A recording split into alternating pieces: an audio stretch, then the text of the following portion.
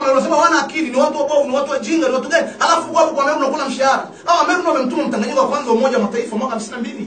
9 years before independence, na wanasema ni watu wapuuzi. Mkuu wa majeshi wa kwanza nchini General Misho Sarakiki, wa kwanza anaisha JWTZ. Amen. Unatukana. Mimi niseme tu. Kama tunao uchafu mwingine mwingi sana ambao tukiuachia hapa unavomba kama matusi na vitu vingine ndani yake. Itakuwa ni aibu kwa dola. Itakuwa ni aibu kwa nchi.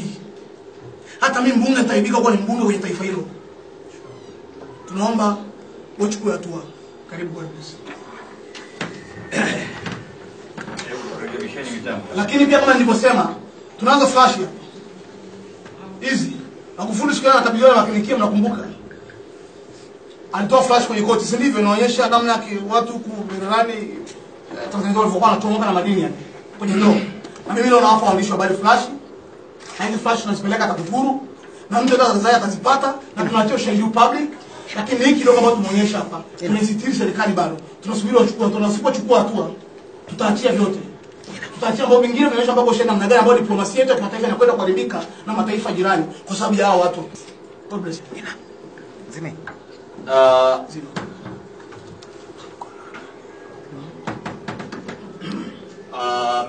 Mimi nina machache, lakini sina uhakika kama kuna hatua zitakazochukuliwa, lakini uhakika nilionao ni kwamba tumefanya wajibu wetu, na kabla tujaja mbele zenu tulimwambia Mheshimiwa Rais tuko tayari kukabidhi katika njia ya kistaarabu. Lakini uhakika kwamba hichi kilichofanyika ni kitu cha kipuuzi sana ambacho hakimstahili mtu kukaa ofisini kwa dakika moja. Huo nao uhakika waachiwa kuchukuliwa, huo uhakika sina. Tena naweza nikashangaa kama Mnyeti hata panda cheo, kwa sababu anaonekana amefanya kazi ya maana sana. Yako mambo mengine ambayo tumeshauriana na mwenyekiti wetu Nazari, alikuwa Nairobi, yasiende public. Na mimi huko nyuma nakumbuka kuna baadhi ya vitu nilishauriwa visiende public. Wakati mimi nimelumbana Kikwete wakati fulani kule bungeni, nilishauriwa hata na Makinda mwenyewe na Lukuvi mwenyewe kwamba yake isiende public. Kwa hiyo pia kuna saa tunafahamu interest za usalama wa nchi kwamba ni muhimu kama wabunge. Mmemwona mkuu wa wilaya kurudia uchaguzi kata moja ni kati ya milioni 250 na milioni 500. Maana yake kata za mkoa huu ambako corruption imetumika, unaongea habari ya karibu bilioni 4.5 kwenda kuna uchaguzi wa marudio. Rais anasema hao watu wanaacha vyama vyao, wanamuunga mkono kama alivyosema mheshimiwa mbunge Nasari. Hatuna kabisa kipingamizi hata na Nasari ama mimi mwenyewe kwenda chama chochote. Unaendaje kwenye hicho chama? Kwamba diwani ana bageni milioni 2, kupewa kiinua mgongo, kupewa posho yake yote kwa mfululizo, na kupewa ajira. Yaani fedha zitatumika kwa madiwani ambao wameondoka. Uchaguzi unakuja kutumia ambayo kama kilomita 1 ya lami katikati inachukua milioni 500, ni kilomita 9 za lami kwa ajili ya kwenda kwenye by election ya madiwani.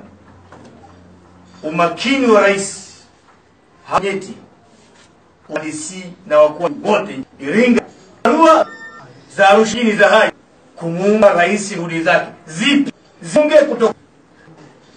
Tunasema hivi, hii iko muona tunaondoka dogo wao, tutawapa mziki wote watu maogopa nini ili wajue pia na busara. Chukue maamuzi. Shule zimechomwa. Udiwani kama leo kama huyu Molel huyu, kama mpaka sasa hivi sababu najua Katabazi anaangalia, najua Kipilimba anaangalia, na hapa najua kuna watu wao. Kama hatakuwa hajakamatwa sasa hivi kuchoma shule moto, sio habari ya kumhujumu mkuu wa mkoa aliyekuwepo, ni habari ya kuua shule. Huwezi kuchoma shule moto kuhujumu mwenzako. Na huyu anaongea na Mnyeti huko mbele. Mnyeti anasema huyu mkuu wa mkoa ndio aliyekuwa anafanya jambo hili. Arusha akapewa pingapi, akaidwa na kufutiwa makesi na mashtaka alionao mbalimbali, akajiunga na Chama cha Mapinduzi. Rais Magufuli ameonesha kutokuogopa mtu kwa kipindi hiki. Tunajua kuna waandishi hapa wanapeleka taarifa, wengine wanatoka nje kupeleka. Hizi taarifa ni public. Mpelekeni yoyote kwa sababu sisi tunapewa Kipilimba mwenyewe. Rais Magufuli kuonyesha amekamata makada wa Chama cha Mapinduzi ambao walikuwa ni mabilionea. Tumeona watu wakienda magereza, tumeona watu wakipewa kesi za uhujumu uchumi. Tunaona Kitwanga ambaye ni rafiki yake na Mnyeti ambaye ni rafiki yake. Huyu Mnyeti sio serious person. Kuna vikao walikuwa wanaendesha hapa wakati wa uchaguzi wa Kenya na wenyewe vimekaa hivi, sio serious person. Rais atendaji wake makini na hekima. Watu wakikosi ataendelea kuwa na watu wadogo. Sababu sisi hatumkuti kwa siasa DC, mkuu wa mkoa na mkurugenzi. Kama ma-DC wakuu mikoa na wakurugenzi ndio hawa wanaotaka kupanda vyeo kwa kuchoma shule moto. Hawa watu ni hatari sana. Hawa watu ni hatari. Umeona anasema uchaguzi huu ukirudiwa, uchaguzi wa marudio ukirudiwa, hizi kata wamehakikishiwa watashinda. Na ukitaka kujua hili jambo na connection, watu wakagombee kwenye kata zao. Kwa hiyo kuondoa ushirika wa rais kwenye jambo hili chafu ni kuchukua tu. Kwa sababu ukiangalia ile rekodi, ukaangalia conclusion ya rais na ukaangalia siku ile mwisho rais alimaliziaje, inaonekana kuna wengine walikuwa pia wanataka kuja Gamba wakashinda kufanikiza mpango. Rais ikabidi achukie pale hadharani. Na hiyo video ni mmeijua. Sisi tunasema hivi. Rais achukue hatua ili asihusishwe kabisa na hii dhambi ambayo inafanywa na watu wake wa chini. Mimi ni muombe mheshimiwa mtu yoyote ambaye anaweza akaunga mkono jambo hili. Na jiulize tu, tumesema kwa Mlowola. Polepole alivyo na kichwa cha haraka akatoka wango. Sasa hii ni nusu. Hii tamthilia inaendelea. Hii ni episode 1. Itakuja hii itakuja ya hapa. Kama niseme tunamheshimiwa rais kwa vyombo vyake vya ulinzi na usalama.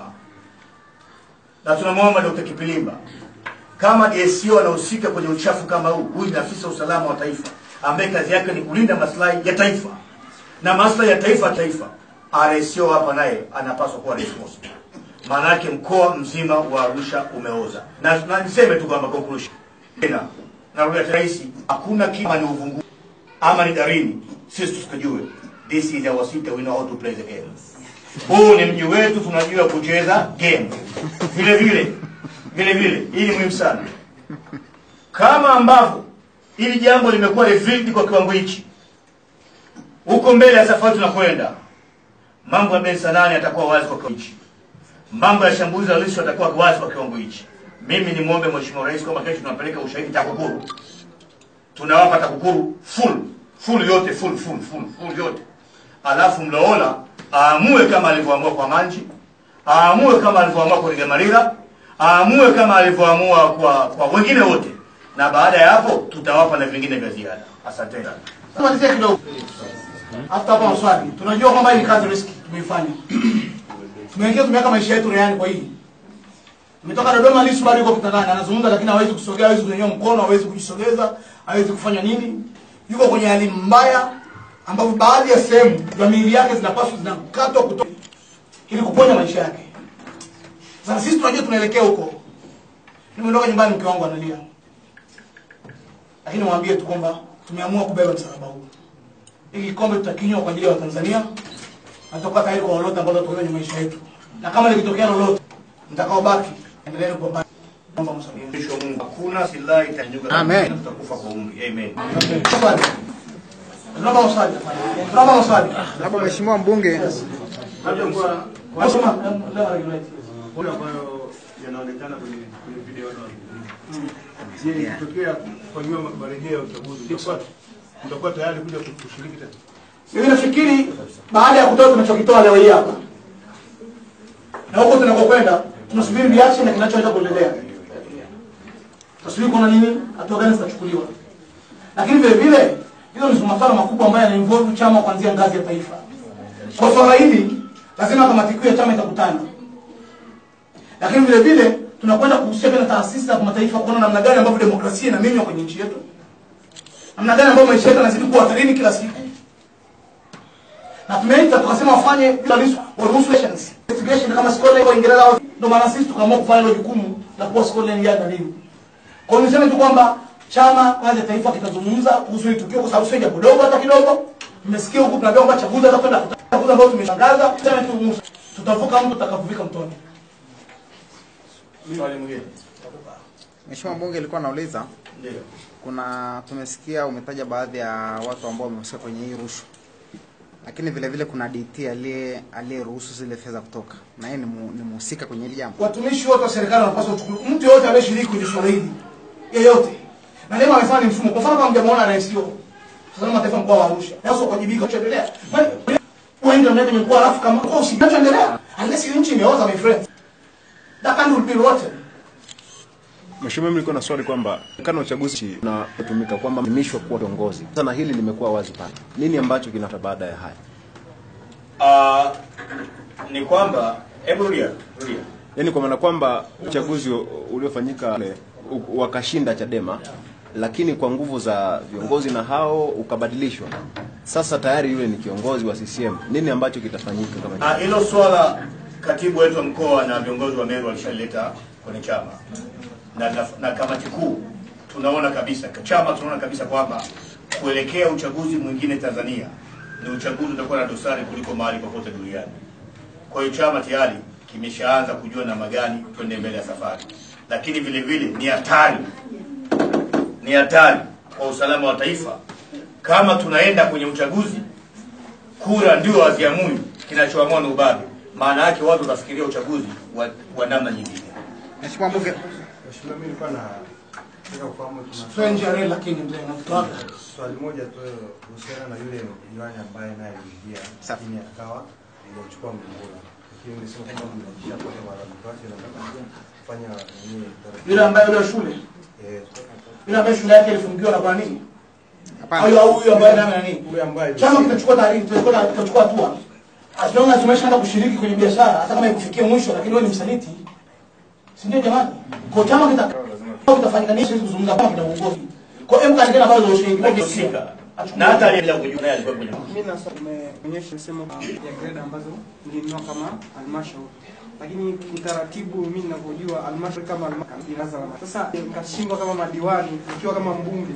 Nashukuru. Ukweli ni kwenye vikao zaidi ya 6 mfululizo tukiendelea kumlalamikia mpoteza makabrasha yapo. Na mkitaka jona halmashauri ya Meru tutapata hizo nyaraka lakini hatuwezi kuchukuliwa. Naomba kwa leo tuishie hapa na hakuna mtu mwingine atakayezungumza. Habari imetosha. Asanteni sana. Hapana swali la fupi tu. Yes. Asante Mheshimiwa Mbunge. Video hii inaonyesha tu Meru hai mfumo ni yaani kazi ni hiyo hiyo. Asante. Sasa ni hivi kama yeye mwandishi wa habari story ya leo mmefikiwa. Alafu flash nimetoa flash. Naweza nikachukua copy. Mashala na Msajuma na copy. Kwa mshaipata. Azam na Copy TV umeshaipata. Na wewe kamanda wa hayo TV nimekupa. Janipa baki. Ukimpa Mozeki utachukua. Grace Macha nitakupa na Mozeki atawabeia huyo. Mozeki huyo. Mozeki utampa na Grace. Mwandishi wa habari story ya leo ni nzuri.